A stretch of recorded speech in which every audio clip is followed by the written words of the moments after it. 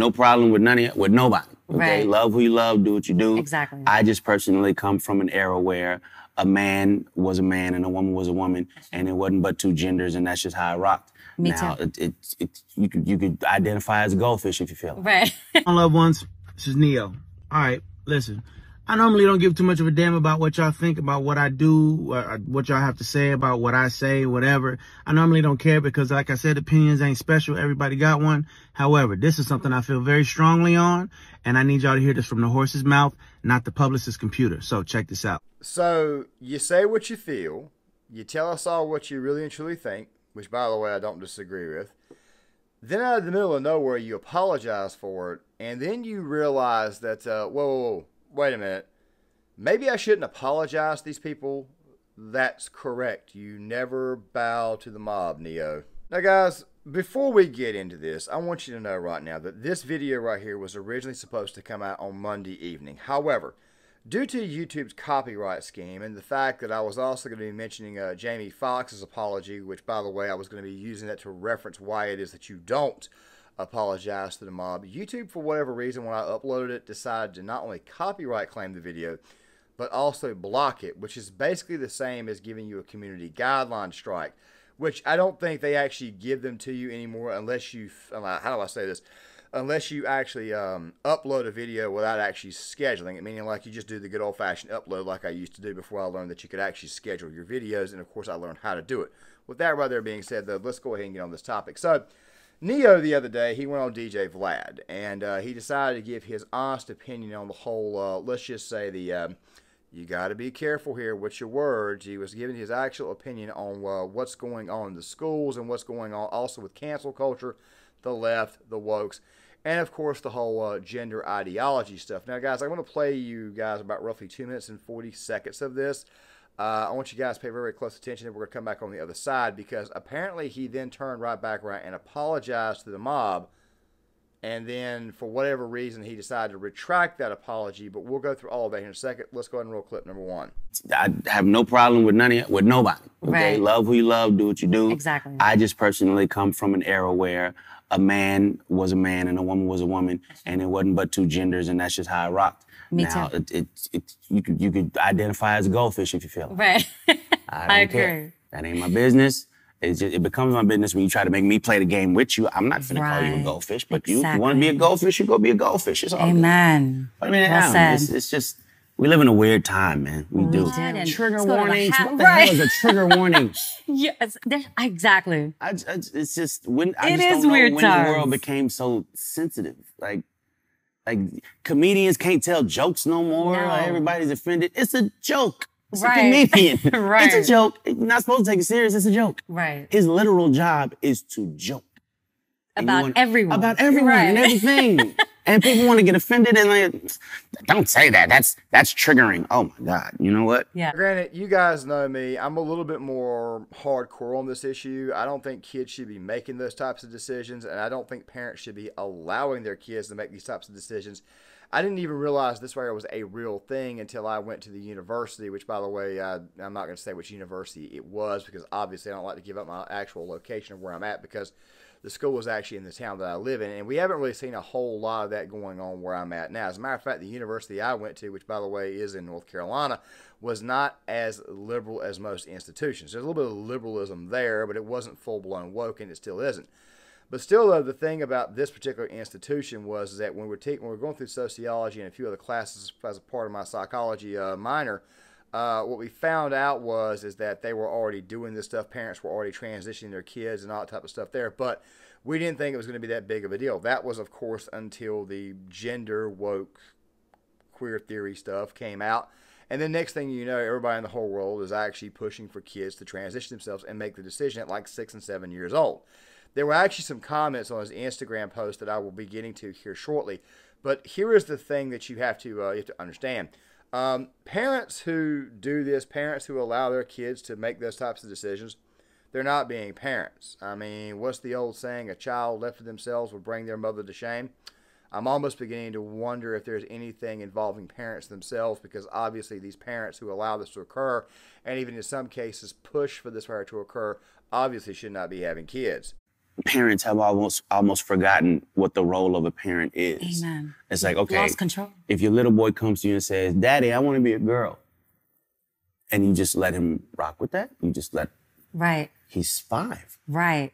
And where did he get that If from? you let this 5-year-old boy decide to eat candy all day, he's gonna do that. Exactly. Like when did it become a good idea to let a 5-year-old, let a 6-year-old, let a 12-year-old make a life-changing decision for themselves? Right. When did that happen? Right. Like I don't understand that. I don't get that. And to medicate these young kids that are 5, 6, growing up and knowing that it affects their brain, it affects their organs, it makes them sick, but they're not allowed to do drugs, they're not allowed to do alcohol. Right. But we can medicate He them can't up. drive a car yet, but he can decide his sex. Right, right. What sexual orientation, and he can cut off his pee-pee, and that, to me, that makes no sense whatsoever. And I don't know if this is true, but I heard a rumor that they either passed or are trying to pass a law in LA that states if your child comes to you and asks to do some of these things and you say no, they could take your kid from you. Yeah, that's true.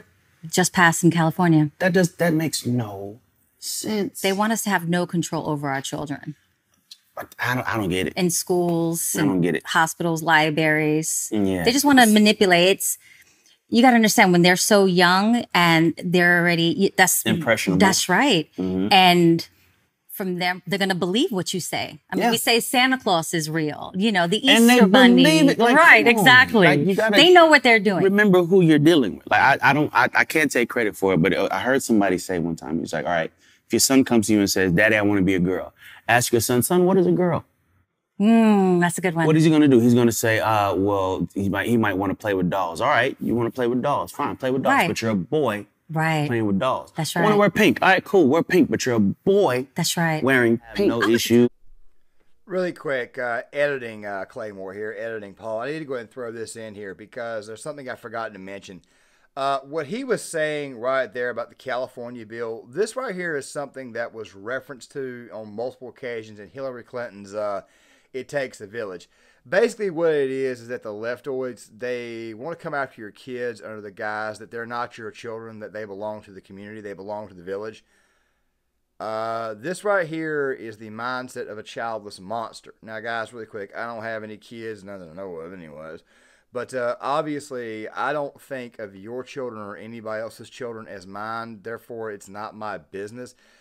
If I can make that determination, the state of California can also make the determination too. But I don't know if you guys have noticed or not, but a lot of these teachers, and this is something that I talk about in the video that I have on men becoming more conservative or young men becoming more conservative, is that feminism has allowed these ladies out there to believe that they have actual reign over your child.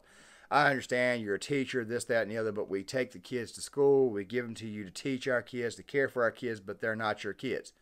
All right, even in the classroom, they are still, well, maybe not using me as not a great idea, but that child still belongs to the parent. That's where a lot of this nonsense comes from, and I don't know if you guys have noticed this, but a lot of these people who are childless, they suddenly think that these children are theirs. No. You want kids, go get pregnant or go get married first or whatever, then get pregnant and then have kids. Well, what about those ones who are too old to have kids? Ladies, I hate to tell you this, but you might want to go ahead and start getting married or whatnot if you want kids. You may want to adjust your standards a little bit. You may not want to. You may want to like stop going for the top 1 to 2%. Okay, because fact of the matter is that the top 1 to 2% views you as disposable. Maybe you should find just a decent guy and go actually have kids. But that right there is where that whole mindset comes from. It comes from the whole "it takes a village" crap, which quite frankly is just good old fashioned communism. Back to the original video. It also goes to what I've been saying about about kids being carried to drag shows and stuff by their parents. I think the parents are a little bit more at fault than the actual people who are performing the shows. Now, granted, most people don't seem to realize that. They always forget that the people who are performing that, most of those drag shows, most of those drag queens are actually gay men. Okay, which is obviously the meaning of the term drag. But the thing is this right here, I've been saying for a long time that it's actually the parents' fault for carrying their child to these events. It's also the school's fault for throwing these events in front of kids' faces, especially in schools. Obviously what Neyo is saying here is, look, man, you know, and there's also a lot more to talk about in this because obviously we've gotten soft as a generation. He's basically telling you in that 2-minute and 40-second clip that, yeah, I'm not okay with this. However, I don't have a problem with other people as long as, basically he was taking a take of, it was pretty much almost like it was really a much more neutral take than you think. He was basically saying for the most part that, look, I'm not okay with this, but then again, though, if you want to do this, that right there is completely on you. Only you can keep your honor clean. But then you get to the other stuff, okay? Talking about how it is that he feels that the place has actually gone soft when it comes to comedy and stuff. This was the stuff that I was going to be mentioning in the other video. I'll touch on very, very briefly. But before we get to that, though, we need to go ahead and get to the apology. So his publicist put this up. Now, it's very possible that what may have happened was that Neyo had it put up, which I don't think Neyo himself had it put up, but he probably said, yeah, you know what, man, just go ahead and apologize to these people. Just go ahead and do this right to get these people off my back. Then he looked at the apology. He looked at the reaction online. He looked at the fact that people on the anti-cancel culture side of the aisle, they were making fun of him, calling him weak and all that type of stuff there. Which, by the way, I was going to actually come on out and say, look, dude, you never apologized to the mob. So I guess Neyo decided to come out and give us this little nugget. Loved ones, this is Neyo. All right, listen. I normally don't give too much of a damn about what y'all think about what I do, what y'all have to say about what I say, whatever. I normally don't care because, like I said, opinions ain't special. Everybody got one. However, this is something I feel very strongly on, and I need y'all to hear this from the horse's mouth, not the publicist's computer. So check this out. First and foremost, I do not apologize for having an opinion on this matter. I am a 43-year-old heterosexual man raising 5 boys and 2 girls, okay? That's my reality. Now, if my opinion offended somebody, yeah, sure, I apologize for you being offended because that wasn't my intention. My intention is never to offend anybody. However, I'm entitled to feel how I feel. I'm absolutely entitled to feel how I feel the same way you are entitled to feel how you feel. I ain't asked nobody to follow me. I ain't asked nobody to agree with me. I was asked a question and I answered the damn question. Okay. I have no beef with the LGBTQIA plus community whatsoever. I ain't got no beef with y'all. Do whatever the hell it is you want to do. Do what you want to do with your kids.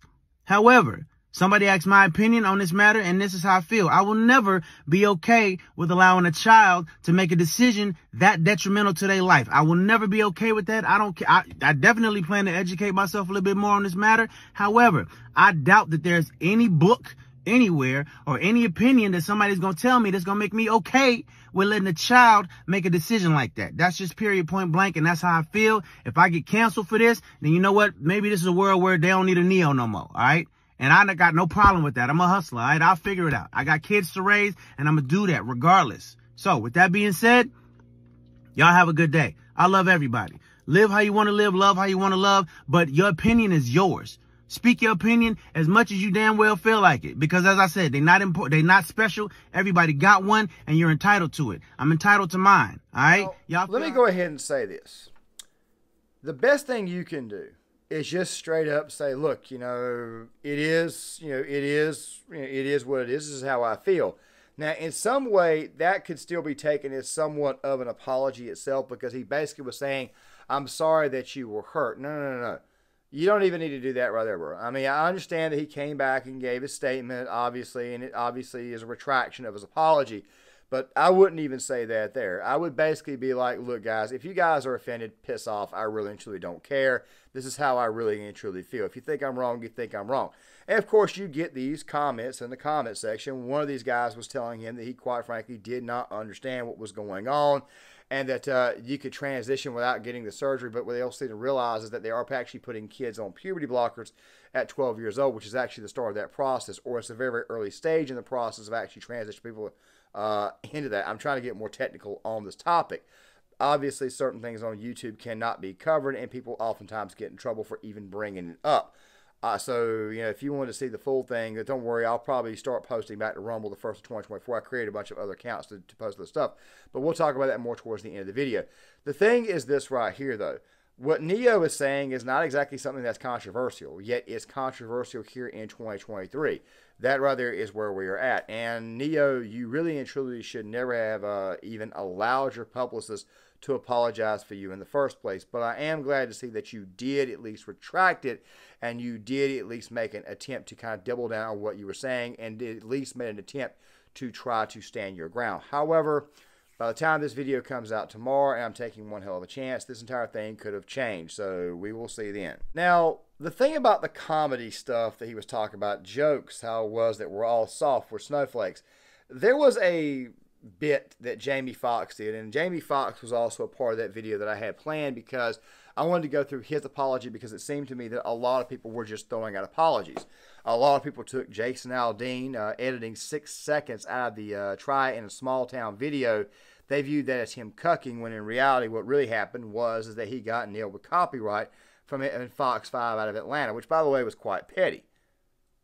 It's not worth a lawsuit. It's not worth going to court over. It's not worth spending millions of dollars, especially when somebody wants to be petty like that.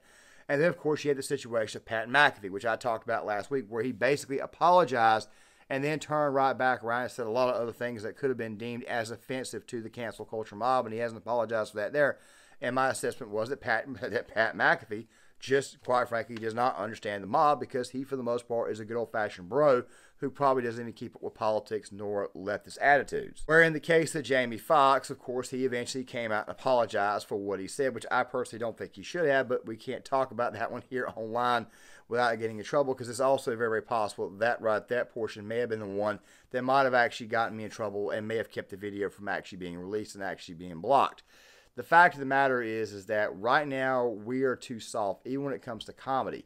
And it seems to me that leftist comedy is either A, not funny, or B, it's completely, totally sick. You know, I'm the type of guy who laughs at absurd stuff. I laugh at the absurdities of things, and I have a pretty dark sense of humor. And oftentimes, it can sometimes be the same thing that an 8-year-old laughs at. My sense of humor is actually pretty wide. There's a lot of things that I laugh at. Some of that stuff is obviously offensive comedy, offensive stand-up comedy. And, you know, Jamie Foxx had a thing a while back that he did on Saturday Night Live where he basically explained that he killed all the white people in Django Unchained. I'm used to that type of stuff. I did not see that as racist or anything. I actually thought it was kind of funny, because obviously the setting of the story, if you've ever seen Django Unchained, then you would obviously know what I'm talking about. Comedy shows typically don't tend to upset me. It's when people do impersonations and whatnot with actual malicious intent. Let me go ahead and break down what I mean. The great Norm Macdonald explained this on his show, which, by the way, he doesn't really have a show, but he's the channel. I'm not. Norman's got all of his old interviews that he did on his little podcast or whatnot. And the thing about Norm Macdonald was that he said when you do an impersonation, if you do it without malicious intent, it's always funny, as long as it's done without malicious intent. I'll give you a great example: the Donald Trump impersonations. Frank Caliendo has impersonated Donald Trump before. They were actually, quite frankly, hilarious. Steve Bridges was a George W. Bush impersonator. His stuff was actually pretty damn funny. They did it without malicious intent. Darrell Hammond, when he did the Trump impersonations on Saturday Night Live, they were all hilarious. They were all very good. He did it without malicious intent. It's when Alec Baldwin came around, it just looked stupid, and it just looked like it had complete, total discontent. It's almost like these people don't have a funny bone in their system, and their attempts at trying to be offensive always tend to fall short in the comedic fashion. Leads you to believe that most people on that side, I'm not talking about classical liberals. Okay? I know people who are classical liberals who are good to go.